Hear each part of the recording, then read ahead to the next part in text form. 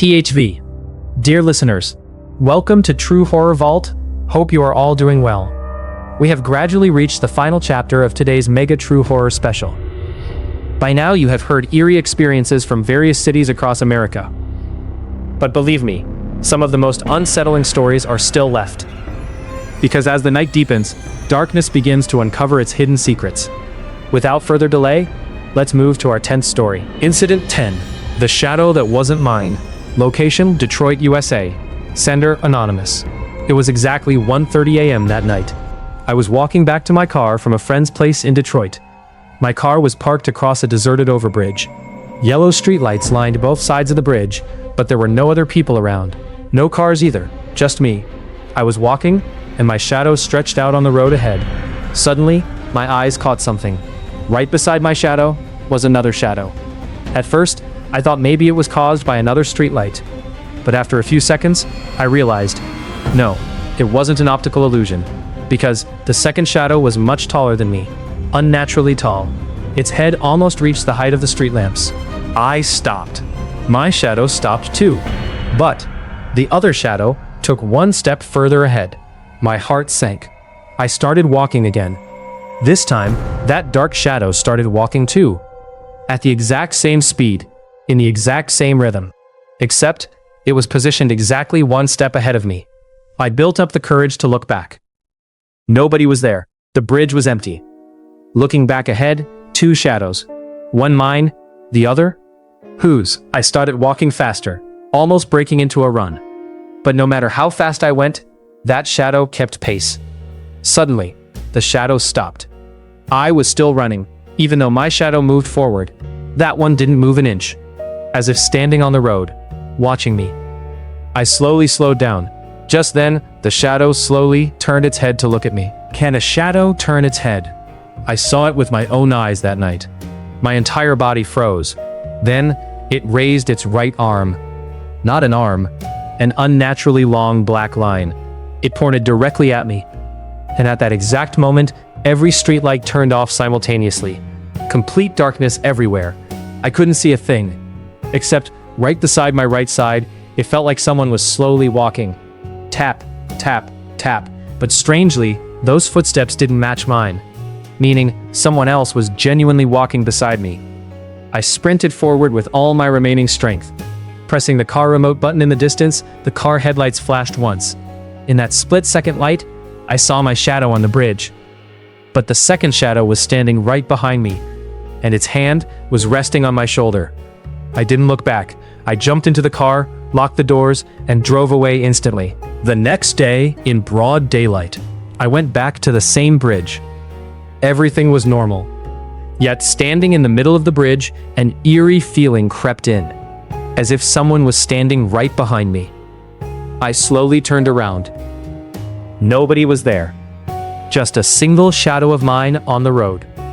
But even today, whenever I see my shadow under bright lights at night, I subconsciously check once more to make sure, am I truly standing alone?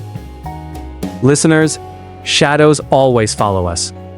But what if one day you feel you are following a shadow, or that another shadow is walking beside yours?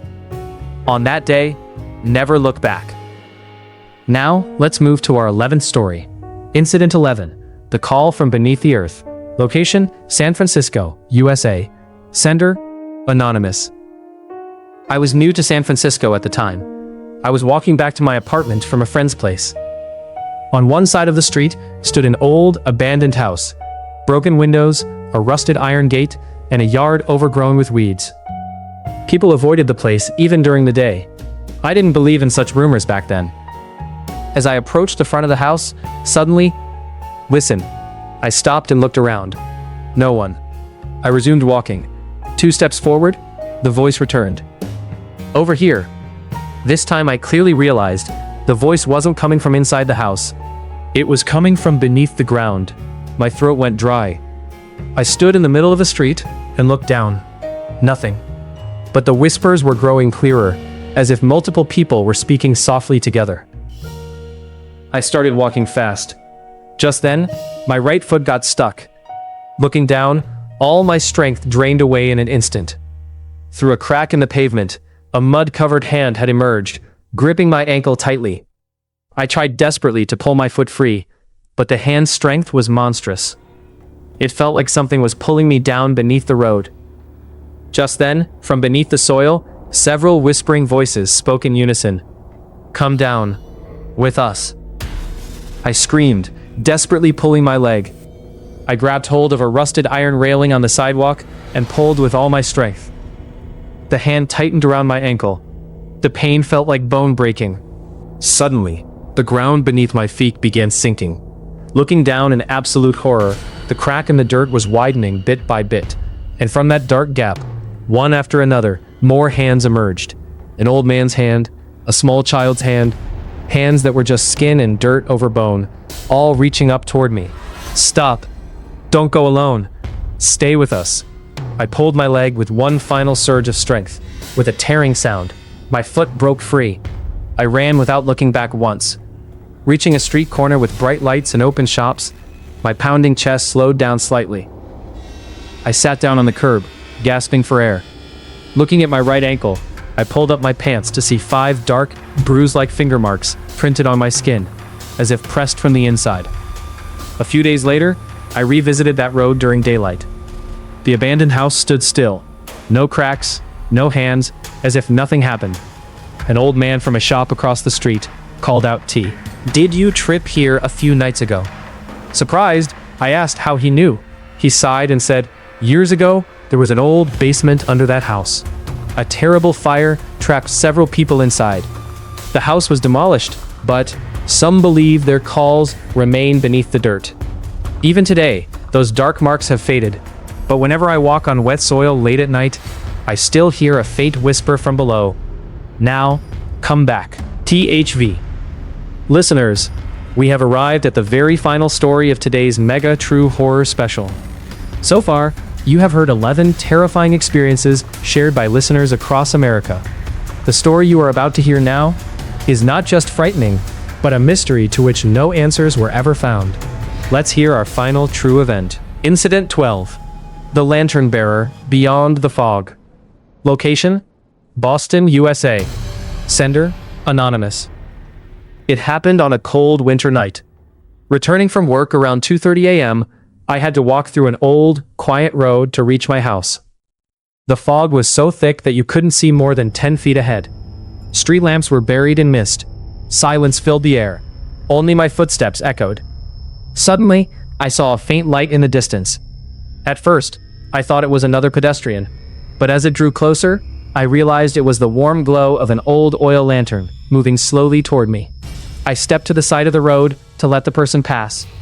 But as the figure approached, something felt deeply wrong. There was no sound of footsteps. Silent as ice. Only the flame flickering inside the lantern's glass.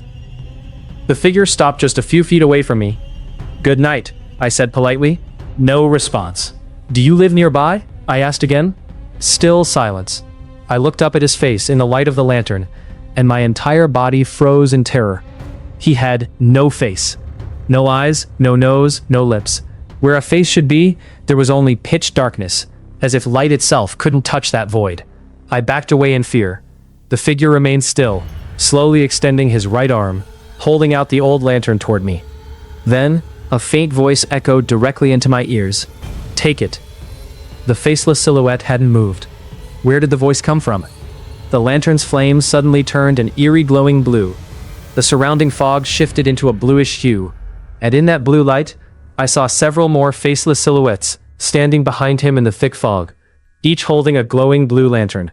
I panicked and ran as fast as I could. But strangely, no matter which direction I sprinted, the same blue lantern light appeared ahead in the mist, trapping me in a loop. Just as my lungs burned and panic peaked, the distant sound of a morning call echoed through the air from a nearby center. The moment that sound reached the road, the heavy fog began to thin. The blue light dissolved, and the lantern flickered out. I found myself standing right at the end of the street, outside my house. Looking back, the road was completely empty. Searching through local history the next morning, I learned that nearly a century ago, several people went missing in a thick fog on that very road. Search parties went out with lanterns at night, but not everyone returned. Even today, Some lights don't burn to guide your way. Some lights just wait to lead you astray into the dark. RJ outro. And with that, listeners, today's True Horror Vault special episode comes to an end. We don't claim to prove or disprove these events. We simply bring you the experiences as shared by people across American cities. Science cannot explain everything that lurks in the dark. So tonight, if you see a shadow outside your window, or hear someone softly calling your name on a lonely road, ask yourself, is it truly wise to answer? Respect the night. Do not take the darkness lightly. And remember, the most terrifying things aren't always seen with the eyes. Stay safe and keep listening to True Horror Vault.